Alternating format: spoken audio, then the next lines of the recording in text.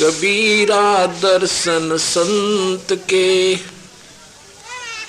साहेब आवे याद,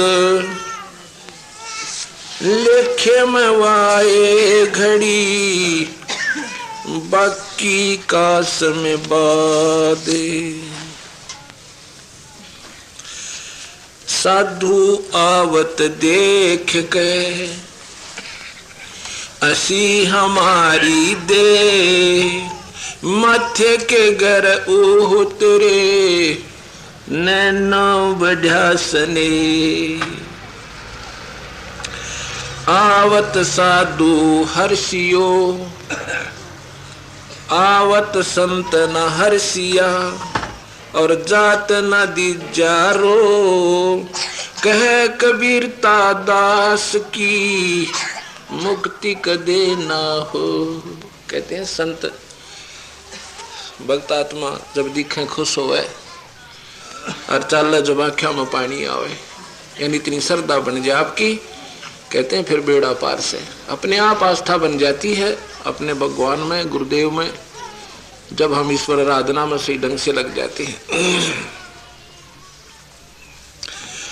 कबीर साधु भूखा भाव का, धन का भूखा नाई, धन का भूखा जो फिरे सो तो साधु नाई। ये संतान के लक्षण बताए कि जो पैसे मांगे कई आकांठ ला दिया करे, मनो गुरु का भंडारा करना है पैसे दे दे, मनो गंगा जी ना कहना है पैसे कोई ना, फिर क्या आंट लाग रही जब तक तो पैसे ही नहीं है।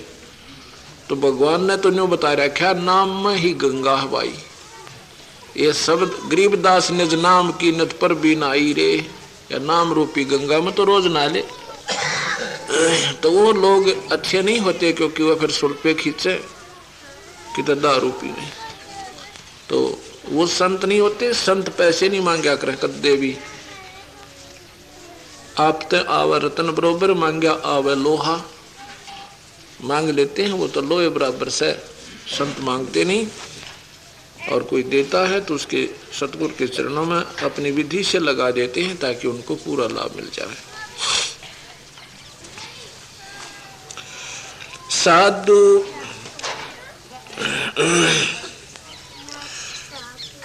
कबीर साध हमारी आत्मा,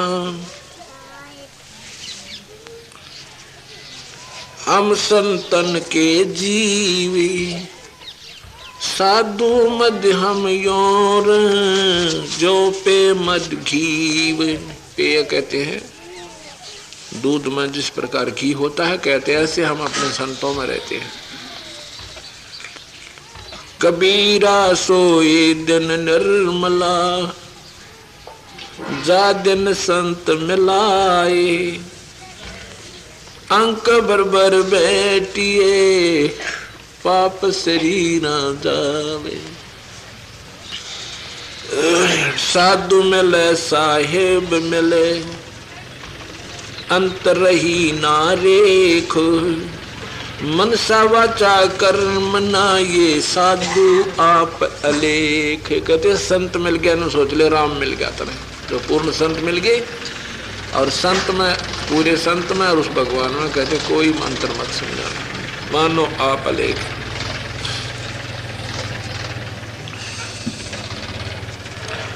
कबीर हर दरबारी संत हैं, हरि के दरबारी माने उस दरबार के नौकर।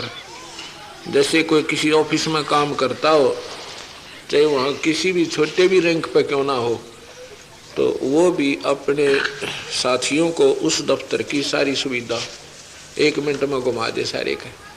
और ना तो उसमें बड़ जानती है ना भी अंदर प्रवेश करती हो समय भी, यानी डर सा लग गया करे। और एक भी वहाँ का कोई सेवक मिल जाए, वहाँ का कोई कर्मचारी अधिकारी मिल जाए, सारे को घुमा लाओ, उसने कोई ना टोके। ऐसे कहते हैं हर हरि दरबारी साधु हैं, हरि दरबारी संत हैं। कौन से संत? जिनकी वहां पर उसमें सिर हो गया, आम संत नहीं, जिसका उसमें संपर्क हो चुका है, जो योग युक्त हो चुके हैं। उन संतों का उस दरबार में, भगवान के दरबार में उनका स्थान है, वो वहां के नौकर वाली है। उनसे जो संपर्क करता है फिर वहां की राहत वो अपने तुरंत दिवा देंगे। जैसे कबीर हरि दरबारी संत है, इनते सब कुछ होवे, वह बेग मिलाव राम को, इन्हें मिला जो खोए। जो कोई कहते हैं जल्दी ही भगवान मिला देंगे। किसको मिला देंगे? जो इनसे मिला हो, अर्थात अपने गुरुदेव में, संत में पूरी आस्था हो और वो जमा एक रस हो गए हो।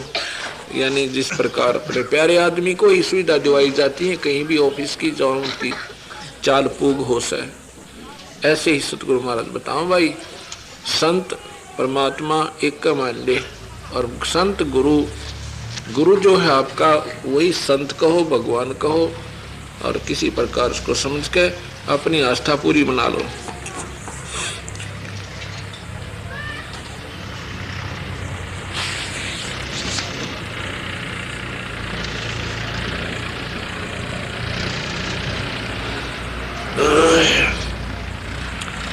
कबीर भक्तों की झुपड़ी भली और साकट भला न गामे, चंदन की कुटकी भली और ना भलो बन रावे। कहते हैं भगत आत्मा तो एक झोपड़ी में रहते हो ना, एक झोपड़ी भी होगी तो भगत संत की वह अच्छी, और साकटों का गाम भी कोई काम नहीं। साकट होते हैं जो ना भक्ति करे ना करने दे। और चंदन की कुटकी वाली, चंदन की तोड़े छोटी सी, यानी को टुकड़ा भी बढ़िया, उसमें महक उठे। और कीकर का चाहे सारा बाग लाग रहा हो, बनो पूरा, वो तो निरे छड़े और सूड़ और दुख है दुख। ऐसे संत कहते हैं कि संत तो भाई एक भी भला और साकट भला ना गाँव, चंदन की कुटकी भली और ना भला बबुल बन रहा हो। कबीर ऐबर गैबर सबन घन, छतर ध्वजा फर्राए, ता सुख से भिख सुख भलो, हरि सुमरत दिन जावे। अब यहाँ क्या कहते हैं कि उस राजा से जिसके ऊपर छत्र ताने और ठाठम ठाठ आगा बाजन गाड़े बाजन चुगुर्द सैनिक एक इशारे में सब नाचे।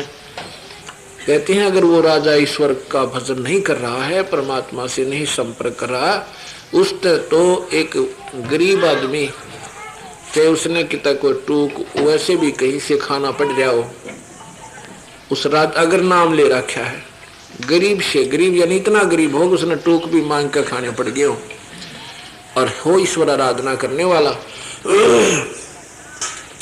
कहते उस राजा से भी, राजा के सुख तो उस भगवान भजन वाले ने सुख ज्यादा है। ऐबर गैबर सगन घन, छत्र ध्वजा फर्राए, उस सुख से वो भगत भला, हरि सुमरत जन जावे। ऐबर गैबर सगन घन, ये कबीर साहब की बानी है। कबीर है बर गैबर सगन घन, छत्रपति की नारे, उसके बराबर नहीं तो ले एक हरिजन की पनिहारे। एक राजा की रानी, उस राजा की रानी जिसके खूब ठाठम ठाठ है, उसने तो वो एक हरिजन, हरिजन का मतलब भगत, हरि का जन यानी परमात्मा की प्यारी आत्मा जो ईश्वर भजन करे से, उसकी वो सिर पे और टूटे फूटे लीतरों में जूतों में और पानी भर रही है। उसकी पत्नी उस राजा की रानी से 1000 गुना लाख गुना अच्छी से, क्योंकि वह नाम बजे, वह कुबड़ कुमावे, दिन में 3-3 सूट बदले, और वह आखिर में गधी बने, फिर कुतिया बने, क्योंकि उसने तो ज्ञान नहीं, उसको ज्ञान हो गया। जहाँ कहते हैं ऐबर गैबर सगन घन, वो छत्रपति की नार, उसका बराबर तो ले नहीं एक हरिजन की पनिहारी। एक भक्त आत्मा की, वह गरीब से घर की उसकी पत्नी, लेकिन राम नाम लेती हो, कहते उसका बराबर वह रानी पासिंग भी कोई ना। एक ही दोहे में प्रश्न भी करते हैं और उत्तर भी दे से कबीर भगवान। क्यों नरप नारी नींदिए पनिहारी को मान। आप प्रश्न करें भाई, नरप नारी यानी राजा की पत्नी को क्यों निंदा किया आपने, क्यों बिसराया, और उस पनिहारी को इतना सम्मान किस लिए दिया। इसी में उत्तर देते हैं, वह मांग सवार पीवे को वो नित सुमर राम। वह सारा दिन हार श्रृंगार में लगी रहे, वह अपना भजन करे, वह तो कुटिया बनेगी और वो अपना मुक्ति पावेगी। न्यो न्यो बिसराई भाई मने बंदी छोड़ के थे। क्यों नरप नारी नींदिए पनिहारी का मान। वह मांग संवार पीव को नित वो सुमर राम। कबीर सत्संग की सत्संग में साधन की कुटिया भली और साकट भली न माए।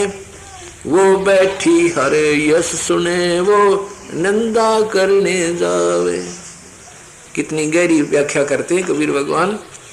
कहते हैं सत्संग में अगर कोई कुतिया भी बैठी हो ना, संता की आश्रम में रहती है, वह भी भगवान से उस मात जो सारे दिन निंदा करे, अपना काम खत्म करके और दूसरे की ओगलीर चुगलीर साध ने लठ बजुआ के घर बढ़े किसकैया की, तुम्हारा के उस निकम्मी सी मात है, साकेट मात है, वह कुतिया थी जो सत्संग में साधु संता के आश्रम में रहती है। क्योंकि सत्संग के अंदर जो प्राणी आता है, ये वचन जो होते हैं पूरे संतों के मुख से उच्चारण होते हैं, उनका असर जीव पर पड़ा करे। जैसे आपने सुना था परसों कि पार्वती माता को जो भगवान शिव उपदेश दे रहे थे, वह प्रवचन कर रहे थे, समझावे थे कि ये प्रथम कमल है, इसमें गणेश का वासा है, इसकी 4 पंखड़ियां या कलियम नाम जप। उसका आगे बताते हैं कि फिर स्वाद चक्र है, उसमें 6 पंखड़ियां हैं, ब्रह्मा सावित्री का इसमें वास है और यहाँ पर ओम नाम जप। फिर बताते हैं नाभि कमल में यहाँ पर विष्णु और शिव है, पार्वती है और लक्ष्मी और विष्णु रहते हैं, और इसके 8 पंखड़ियां हैं, यहाँ पर हरियम हरियम जप। फिर बताते हैं यहाँ पर हृदय कमल में कहते हैं इसके 16 पंखड़ी हैं और वहां पर शिव जी और वो महादेव और पार्वती रहते हैं, यहाँ पर सोहम नाम जप। फिर कंठ कमल में कहते हैं श्रीयम श्रीयम जप, और फिर ऊपर न चल जब तेरा बेड़ा पार। तो उस प्रवचन का उस गंदे अंडे का ऊपर असर हुआ, जो कि खोगड़ में पड़ा था, एक वृक्ष की खोड़ में थोथा हो जाता वृक्ष, उसमें वहां तोते अंडे दिया करे, तोते मादा तोता जो होती है। तो उस गंदा अंडा था, उस प्रवचन ते उस संत की वचना थे, वो पहले तो अंडा पक्का हो गया, प्रफुल्लित हो गया, और फिर उसमें वो बच्चा बन गया। तो उसका देखो कितना उद्धार हो गया, केवल वो सत्संग सुनता है, यानी वो शक्ति उसमें असर हुआ। अंदर एक शरीर और है हमारे, चाहे कुत्ता है, चाहे गधा, चाहे कोई भी है, इन सब में एक शरीर है, और है तो 4-5 शरीर, लेकिन इसके तुरंत बाद एक सूक्ष्म शरीर है, उस पर इस वाणी का असर बने इसके माध्यम से जाकर। और उसके ना बेरा कई ऐसे पाप होते हैं जो वाणी से सत्संग सुनन तक कटते हैं, तो उस टाइप के उसके वो पाप कट के वो संतों की वाणी उसमें समाती है, और फिर उसको तुरंत ही, जैसे वो तोते का अंडा जो था उसमें तोता बना, फिर वो शरीर छोड़कर मनुष्य शरीर पा गया। ऐसे ही सत्संग में जो प्राणी आते हैं, चाहे बच्चे आवे, चाहे बूढ़े, और चाहे भाई पशु पक्षी भी, जहाँ तक की आवाज जाओ से उनके ऊपर मालिक की रजा बने है, पर आपने ज्ञान नहीं, क्योंकि ज्ञान होता है वही इन बातों को बताया करते हैं। तो यहाँ इसलिए कहते हैं कि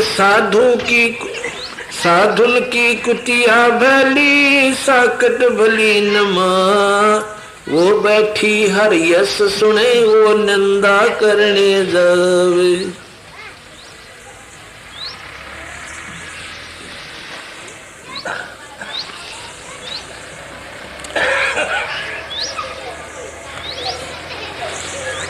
कबीरा जात न पूछो संत की, भाई पूछ लीजिए ज्ञानी, मोल करो तलवार का तुम पड़ी रहन दो म्यान। संत की जात ना बुझा कर, संत की जाते नारी हो सा, और उससे ज्ञान पूछो, आत्म कल्याण जानो।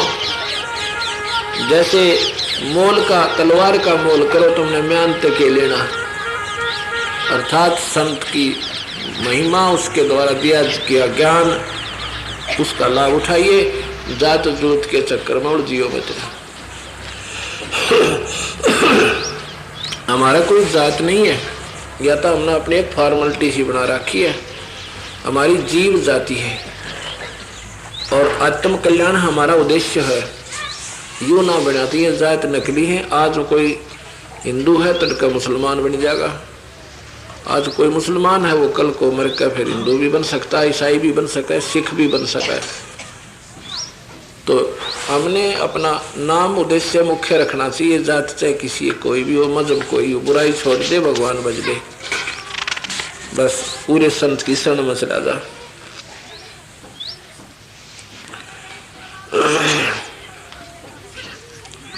अब कहते हैं पूरे संत की, अब के जात बताऊं तेरे तो, कहाँ आकाश का फेरे है और कहाँ धरती का तोल, और के साधु की जात कहूं और क्या पारस का मोल। ओए होए, अब विचार करो इसे कदो पे भाई। कहाँ आकाश का फेर है ओढ़, आकाश का कितने नो नहीं का अंत आ गया, कोई अंत नहीं आकाश का। और के धरती का तोल, इसका वजन कोई नहीं कर सकता।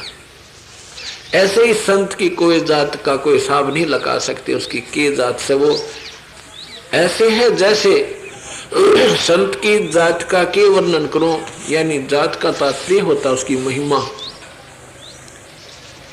और कहाँ पारस का मोल, पारस एक पत्थर होता है, एक छोटा सा पत्थर का टुकड़ा, अगर वो लोहे का लग जाए तुरंत सोना बना देता है। 100 मन लोहा पड़ा है, 100 के 100 का ला दे, सारे ने सोना बना दे। उसमें कुछ ऐसी मालिक की कृपा रिएक्शन बना है। अब नो के उस पारस का क्यों मोल लगाओ, क्यों लगेगा? कोई भी मोल कोई ना उसका। 100 मन ने 1000 बनना, 10,000 मन लोहे ने सोना बना दे, तो उसका हिसाब ला के देखो। और भी बना दे, और भी बना दे, और बनाए जा। तो ऐसे ही संत जो है, हम लोहे थे हमने सोना बनाते हैं।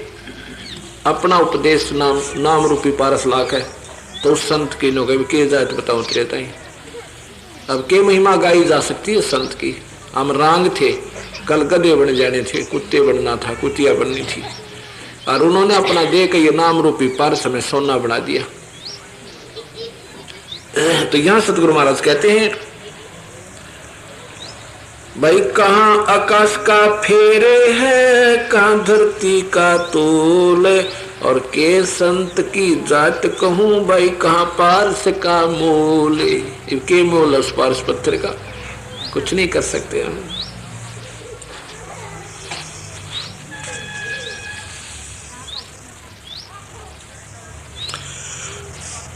साध वृक्ष हरि नाम फैल, शीतल शब्द उचार, संत न होते जगत में यो जल मरता संसारे।